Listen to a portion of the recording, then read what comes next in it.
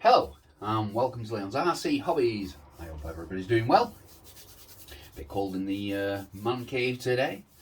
I thought I'd do a overview of the senton. I've run about 20 packs through this now. It's been bashed. Most of the time it spent most of its life on gravel and tarmac, but it has been bashed and it has been jumped.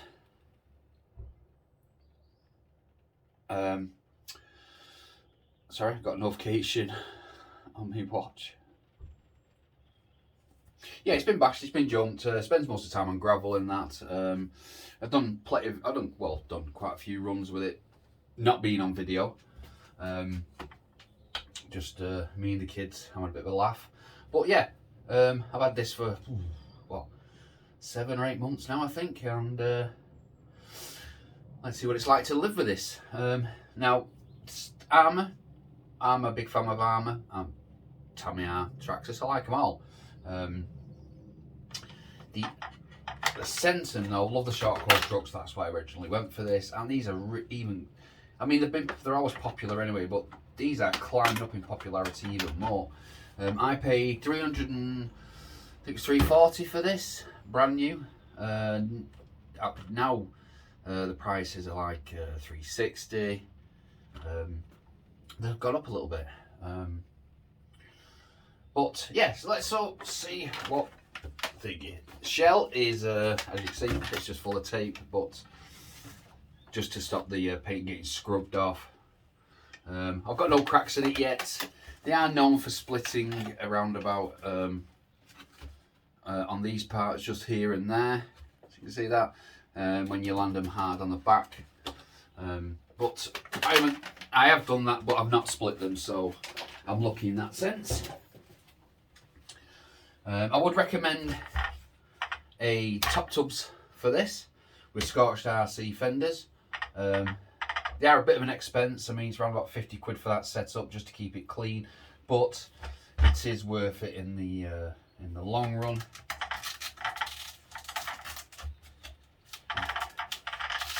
Let me just take the tub off. This thing is, once this tub's in, this tub is in.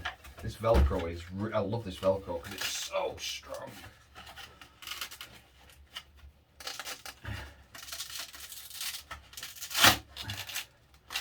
And as you can see, it is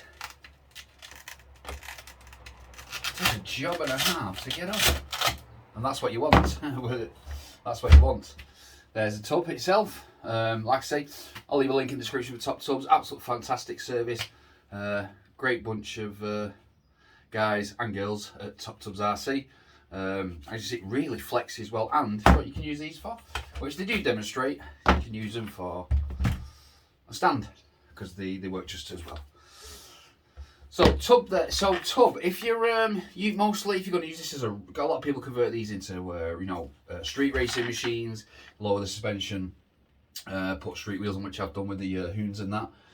You're not going to really need a tub because you're not going to get much in there. But if you're spending a lot of time gravel, grass or anything like that, this will get filled with crap. And the main problem with this getting filled with crap is you get stones trapped on the centre drive shaft, and with it plastic, especially at the back, and it just basically grinds it all away. You end up needing a new one. So with that tub, you're not going to need that. Fenders, you need the fenders for the tub to fit on this. Where them have, you don't need the fenders for the tub. But like I say, to fit the tub, you definitely need the fenders with this. But up to yet, I've not had no problems. I've had no breakages. Common problems with these for braking is front bumpers are quite weak, but they are cheap as chips to replace. They're about £7. They're not an expensive part. As you know, with Arrmas, everything's modular. You can pull it all apart and reconfigure it and do different things. What else have we got in here? I've had no breakages. Yes, maybe I've not bashed it like Kevin Talbot does, but Talbot can afford to replace all the parts all he wants. I'm a budget channel, so I have to be sort of respectful of my stuff because I don't want to completely destroy it. Don't get me wrong, breakages happen, but I mean purposely smashing them up. My maximum effort chassis skin. Now this is hit the floor plenty of times and it's been caught on things. It's still not ripped up or even badly scratched in any way. It's absolutely, it's really done the job.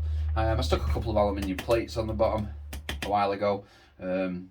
Just when it lands, when it bottoms out, it scratches these instead because underneath obviously it's plastic. But it's still tough. Wheels, I just bought an extra set of wheels and put these on. There's nothing wrong with the old wheels. I love the old wheels. I love the design of these.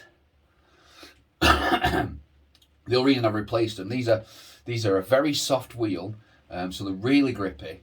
But on tarmac, you're gonna wear them out really quickly. I've seen quite a few people where they've complained where they've on the first run they've ripped the tyre, shredded it to bits. That's because, well, for me that's two reasons why that happens. Number one is when you're doing a big jump and it's in the air, they've got the finger on the full throttle, the tyres balloon to the point where they can't cope and they shred. Or same thing if they're flying in the air, or if they're going around the corner really fast and with the diff, one wheel lifting, it spins, it turns into a pizza wheel, and as the turning catches the shell on the inside and splits it and rips it. This is why I put that simple piping around the wheel arches, which was just ordinary wire. Mostly you get on back of stereos, PlayStations, you know, the plug-in power lead. This eliminates completely the tyre being cut by the shell. So that's that problem solved. Another way of solving the tyre shredding from when you're turning is thicker diff oil in the front and back, which means then when it does lift and this wheel's up in the air, it's not spinning as fast as it would normally do when it's quite loose, which means it's not going to expand. But yeah, I like I say 20 packs through it, and these wheels are still absolutely fine. I love these. These are meant for gravel and dust and stuff. Tarmac though, they're going to wear out quite quickly. That's why I bought these fast tracks. These fast tracks, 25 quid for a set of 4. The compound is harder. They're still very grippy. Got a nice tread. You've got a nice tread on there. Nice and grippy. So I've had these on concrete loads of times and tarmac, and they're really doing well, and they don't balloon as much as what these would do. But 25 quid for a set of 4, you're laughing. You will need though the Arrma 12mm hex. And if anybody's interested in that, I should have. Aha! I was going to say, I always keep all of these just in case. If anybody's interested, there's the part number for the 12mm wheel hex. For the senton. Means you can put a lot of different other types of wheels on there. The only problem, I've not really had a problem with this, is at some point, I can't really show you because it's buried away, but inside here where the hub is and the drive shaft, you can see the drive shaft there. Well, the drive shaft there, on the uni joint, like at the top there, but at the bottom, it's really badly scratched and gouged where rocks have got trapped inside at the back as it's spinning and it's starting to grind it down. But I've seen people put little guards on here, but at the back, just to stop that happening. But I think a set of drive shafts for these, even just the plastic ones, around about 14 quid for a set. They're not very expensive. I've not had any problems yet with the motor or the electronics. Bearings are known for going on the pinion side of these, but mine seems still to be okay. Maybe I've just not ran it as hard. But as an overview, would I recommend one of these? Absolutely. They're a fantastic little bit of kit. I'm only saying little now because I got them Harvey. If this thing felt actually quite big and now I've got them Harvey, it feels tiny. But yeah, I would recommend one of these. They're fantastic. They're really tough. It all comes down to preference and your brand. I mean, these are like in competition with the Traxxas. Oh my god, I forgot what it's called now. Oh, Traxxas Slash. These are you know, similar to the Traxxas Slash. A lot of people prefer these in toughness than the Slash. I don't think it's because it's a brand thing. It's just I know people who've got both of these, the Slash and the senton, and they've bashed them and beat them about, and these have broke less. So another recommendation I would say, no one recommends riding these or bashing these around in winter, because with them being a plastic, you get brittle. Anything like that in winter gets brittle, and the arms do snap, and I've seen chassis go.